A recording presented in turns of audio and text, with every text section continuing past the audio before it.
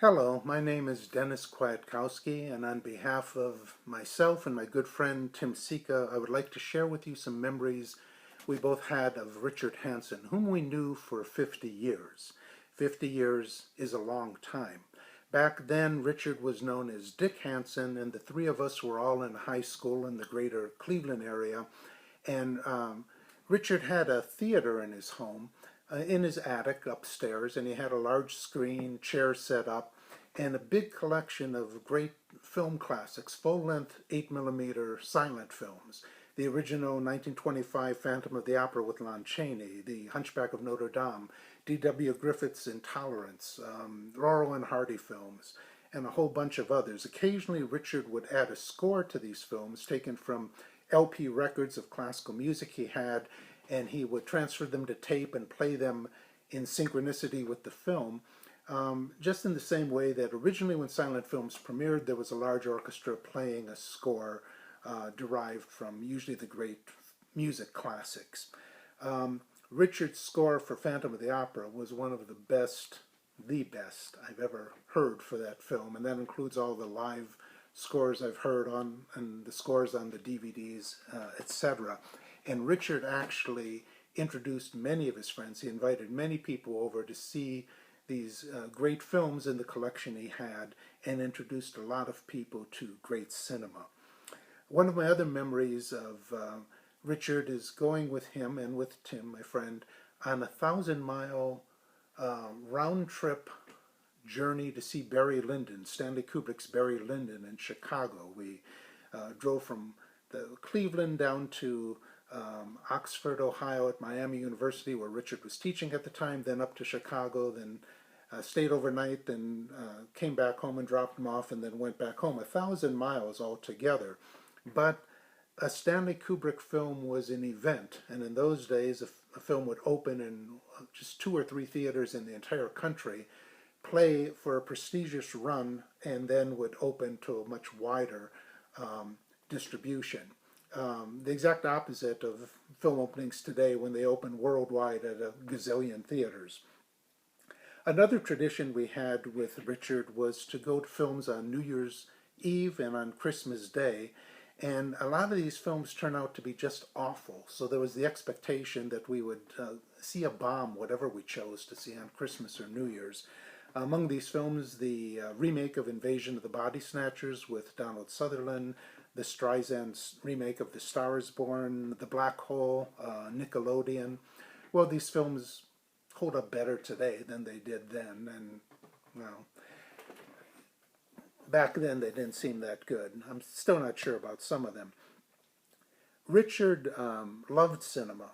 He loved film. He loved the art of film. He could have had a career as a film director. He wrote screenplays. When he was in high school, he made an 8 millimeter Mission Impossible film. He also would have been happy just running a movie theater, managing a movie theater. He loved teaching, and he loved London, and he loved theater and theater history, and so he loved all of that. But he had this special love for film throughout his entire life. He also loved classical music. He grew up in Cleveland at a time when the Cleveland Orchestra was considered the best in the world. And we went to many concerts with him there to hear the orchestra. He also heard many other world-class orchestras, and in his later years, he became a loyal supporter of the Nashville Symphony when he lived in Tennessee. We kept in touch constantly throughout the years, email and phone calls. We visited him in Missouri and Chicago and New York and Peoria and California, Dayton, Reno for vacations, or visiting him at places where he taught at various universities over the years. He was a very spiritual person. He prayed for people every day. He cared about humanity. He cared about people. He was metaphysical. He was mystical, compassionate and generous, especially as he got older. He was planning to live in California near us when he retired, and we were looking forward to it. He was looking forward to it. He planned to catch up on all of the many films we acquired on Blu-ray that he hadn't seen over the years, a small fraction of which you see behind you here. And yet it was not to be. His passing was unexpected and a shock to us all. He expected to live for many, many, many more years. Um, and the world is a lesser and poorer place for his not being here with us physically anymore. But he has made such an indelible impression by his presence, an indelible impression on all who knew and appreciated and loved him. And I am happy to be part of a ceremony that honors his memory. Thank you.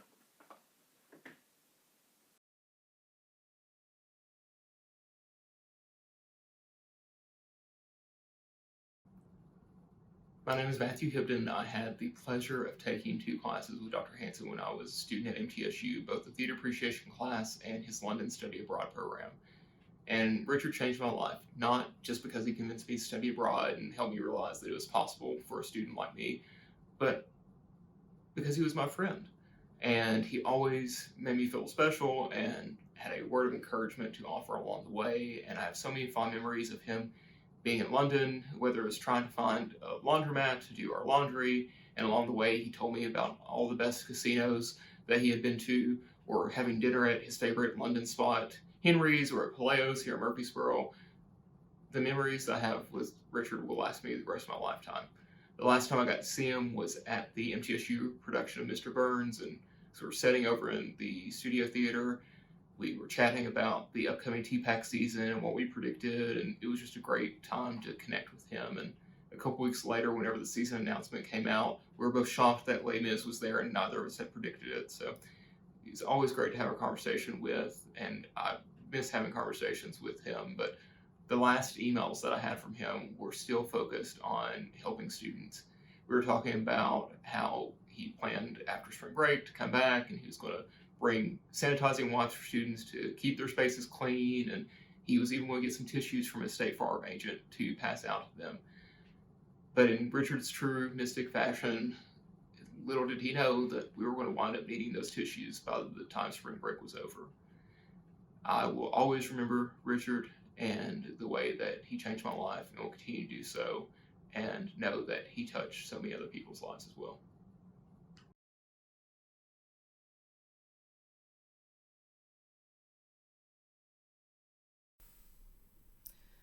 Dr. H was an incredible person, and one that so many of us cared very deeply about.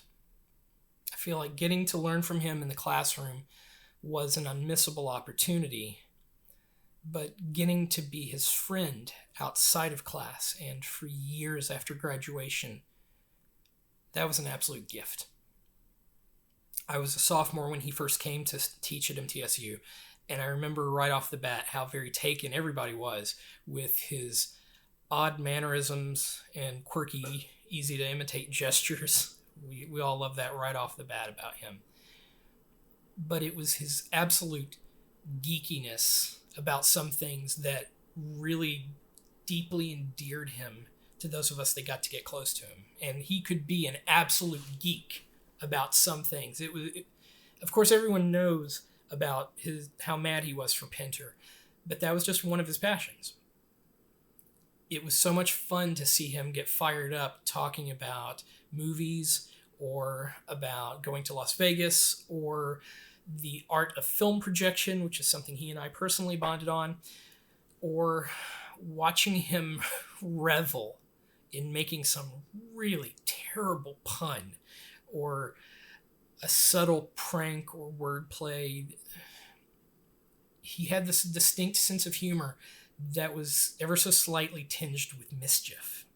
And getting to share his humor, that was one of the best things about knowing him.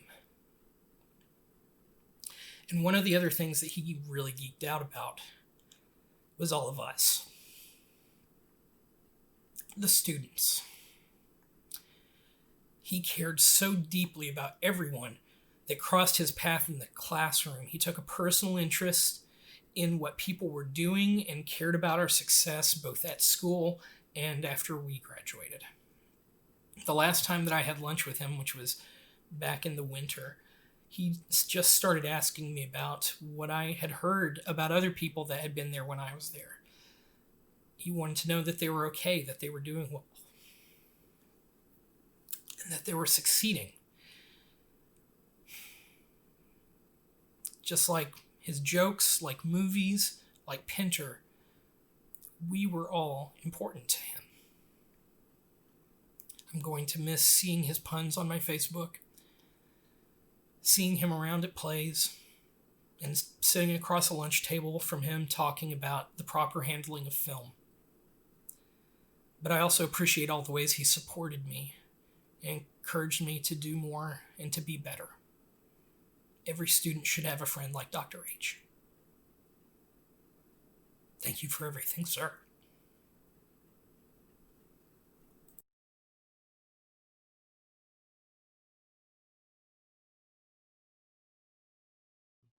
Hi, I am Dr. Virginia Donnell, and also students call me Dr. D. I just have a few things to say about Richard. When I started thinking about this, I was reminded about the great loss that we've all suffered by his passing. He was my friend. He was my colleague.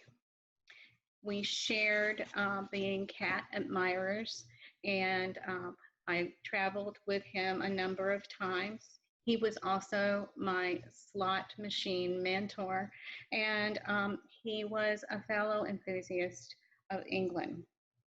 He was one of the most caring professors that you'll ever know. He was one of the most unique and gentlest people that I have ever known. He was always so supportive of me when I suffered a loss in my family. When his mother and father passed, his loss was tremendous. Despite this, he thought of me and bestowed on me several things from his parents' home. Not anything of value, but something that he knew I would treasure, as I have to this day. We shared an interest in slot machines. One spring break, we actually met at Tunica, and he gave me a slot machine lesson, which of course Richard had a very, very studied strategy on how to win at slot machines.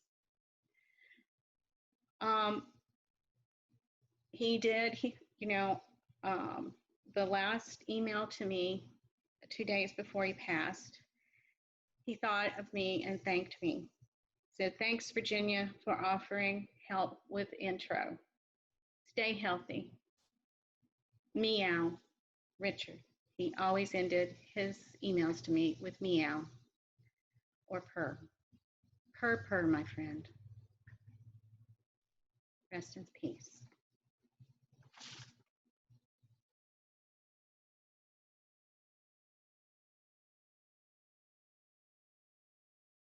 The metaphysical evolution of the soul is a conception, though not originated by the Rosicrucians, was one held by our dear Dr. Richard Hansen.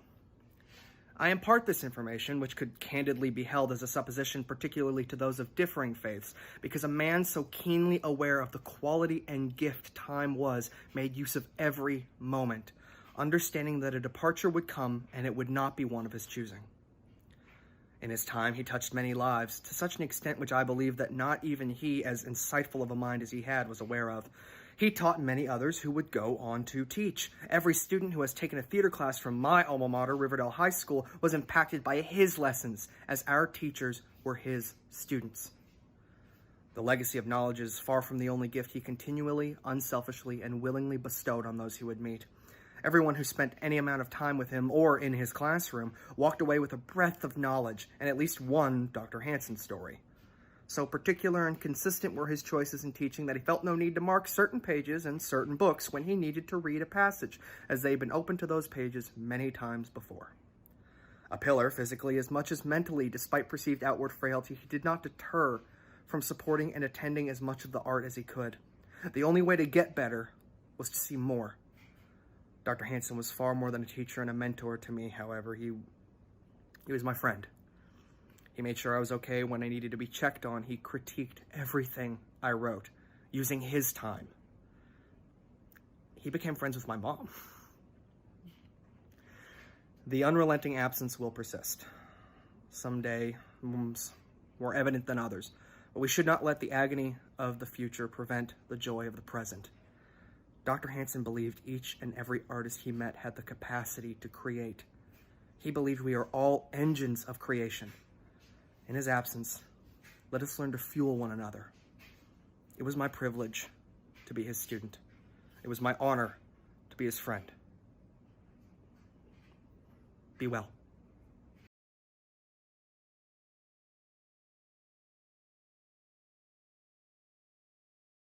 Hello, everyone. We're all friends of Dick, and we miss him so much, and we didn't expect him to pass.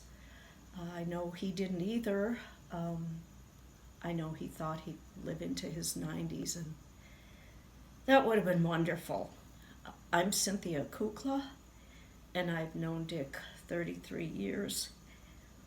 We met in 1987 at Northern Kentucky University. Dick had been hired at Northern Kentucky University as the box office manager, and he and a professor in the music department who was also from Cleveland, like Dick, the three of us became the Three Amigos, and it was wonderful. Then I left for Illinois for a teaching job, and Dick got hired at Bradley University, and so we got to visit quite often then, and that was pretty wonderful too. I stayed in Illinois until I retired, and Dick got the job at Middle Tennessee State, where I know he was very, very, very happy and much loved.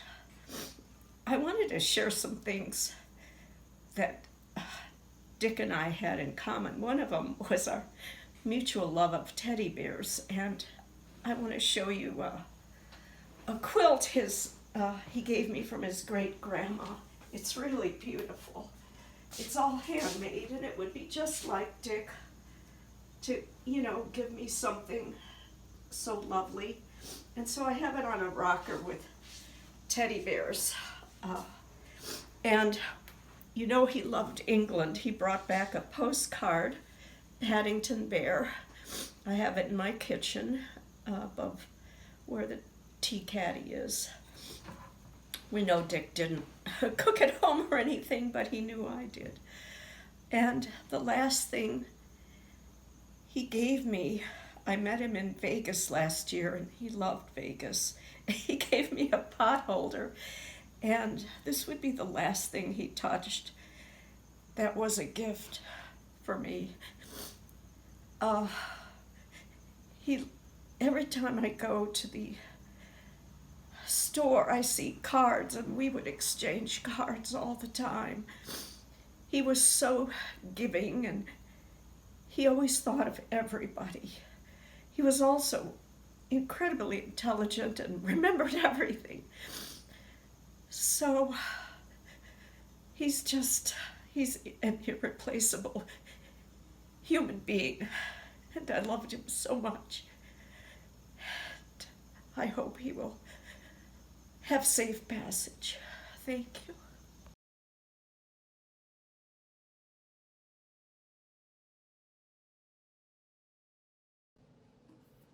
Dear Richard Hansen, with an E, to talk about you today is to remember our friendship and to give you so many thank yous for the wonderful moments that you brought to my life. I can't promise that I'll get through this without crying, but I'll try for you. Many years ago, about 19, you somewhat uncomfortably walked into my office for the first time and took what would turn out to be your permanent seat on my tiny couch where you returned each morning for so many years of companionship. I love that we laughed together every single day, usually in response to one of your famous puns. And sometimes we cried together. My dear darling Richard Hansen, with an E, I always knew that shortly after I arrived every morning, You would walk your special walk that we all imitated, by the way, head first into my office to sit, to talk, to complain, and to be my dear friend. Also, to make me late for my first class, for which I blame you. We talked about everything, our classes, our students, our futures, gambling, Harold Pinter for you and Sarah Vaughn, and Crosby and my kids for me. It was always the same topic, but fresh every day. My office became your office 5 years ago, and another thank you for always calling it our office. And, of course, for the stacks of books and piles of paper and the crap all over the floor. I knew it would be there. I needed you to be my friend, my confidant, my twisted partner in laughter and crime. And you were always there. My dearest Richard Hansen with an E. Thank you so much for so many things. For crying when you announced the naming of the studio, the Deborah K. Anderson Studio Theater. Still one of my finest surprises and such a great honor. Thank you for always listening and for asking about my children and for bringing them gifts from your travels and including them in so many special moments. Thank you more than anything, Richard, for fixing my occasional broken heart. Sadly, very sadly, you cannot fix it now. I have such fond memories of my career at MTSU and you magically appearing in my office every day. Not having you in my life is something akin to having a broken heart. I will think of you every single day of my life, and you will live in my heart forever.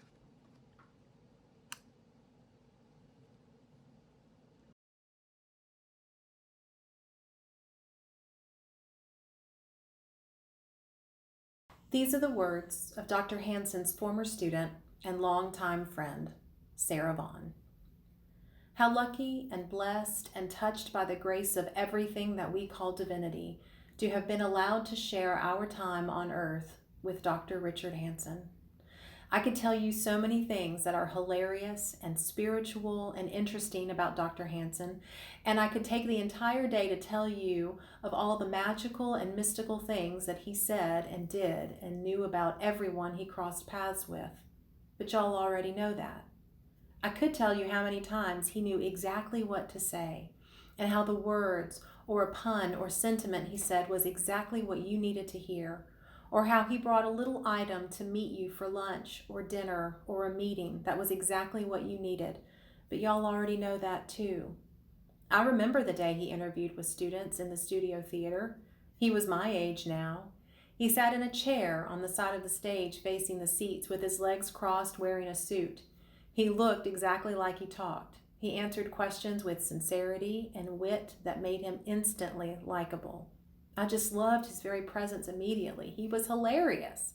I went straight up to Dr. Church's office after leaving the studio and said, "What up, Church? He's the one. I got a feeling about this guy." And Dr. Church said, "You think?" "I think so too." Gosh, what a great decision they made hiring Dr. Hansen. I can't even imagine what my life would look like without Dr. Hansen having existed and having his existence be at MTSU. The next semester, we got to know Dr. Hansen in class. I've never called him Richard. That sounds weird to me. I've always called him Dr. Hansen or Dr. H. But back then, we secretly called him Hancy Pants, a term coined by the lovely Natalie. He let me skip class one day because I had qualified for Who Wants to Be a Millionaire and had to wait on a phone call. Later, he gave me a copy of someone's notes from that day. Little things he did for all of his students mattered so much. We loved his class and goofed off all the time and even made jokes at his expense, and some of them I eventually told him about and others I let die with our college maturity levels. But he thought Shannon Bain yelling, "Somebody shoot me in the face," during the final exam was hilarious. Years later, I told him that we called him Hancy Pants, and I told him about all the extremely colorful words we used to study for his tests. I can't repeat those words here. But I can say the lady who sold oranges under the stairs of the original Globe, as found out by Samuel Pepys' diary, who was known as Orange Moll, has a very colorful description of her real job to this day. To all of this, he laughed. He would laugh about these things over dinner. Dinner that did not include mushrooms, that did not include dairy, that did not include bread, that did not include any of the other things he was allergic to. He was allergic to so many things, and also cats. Whenever I moved, and I move a lot, he took allergy medication just to come see my new place. When I bought my first house, he took an allergy shot just to come visit my home. One time, I told him that it must be so hard to do, and it's scary to think that he could accidentally eat the wrong food. To this he replied, "This is temporary, and this one incarnation is filled with lessons you choose and things that your soul wants to understand, and it will all balance out." This began our conversation about reincarnation. I was raised in tired old country churches singing hymns and hearing hellfire and damnation. He changed that for me, which changed the direction of my life. It changed my life because I was in the middle of a very dark night. For many of you, he may have pointed out your dark night as well after you shared with him something personal and then kept up with you. This was the magical and mystical connection his soul was here to accomplish. Everyone here is deeply impacted by his presence. I am positive that his soul is doing what it does, reflecting and deciding what it will do next. All the words and time we shared with him that were the right words at the right time will be with us forever. Every pun or joke, every piece of advice, every interesting or unknown fact or number that he told us about remains with us. Dr. Hansen did what he wanted to do. He lived his life his way, with guidance from the spiritual world, along with some earthly pleasures that included gambling and Vegas and London and coupons. One time we went to Metropolis from Nashville at midnight just to gamble between 3 a.m. and 6 a.m. with some of his coupons.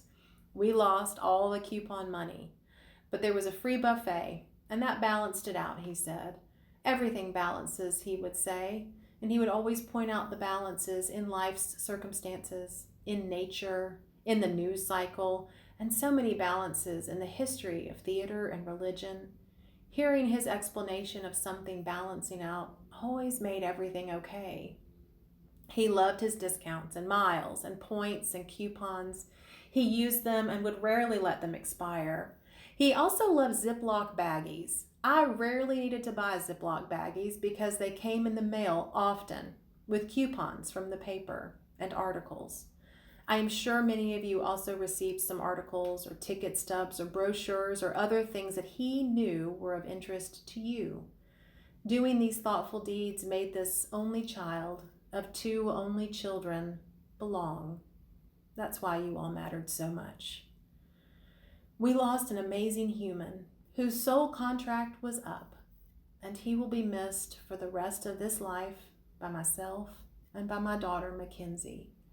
He loved us both very much, and we loved him.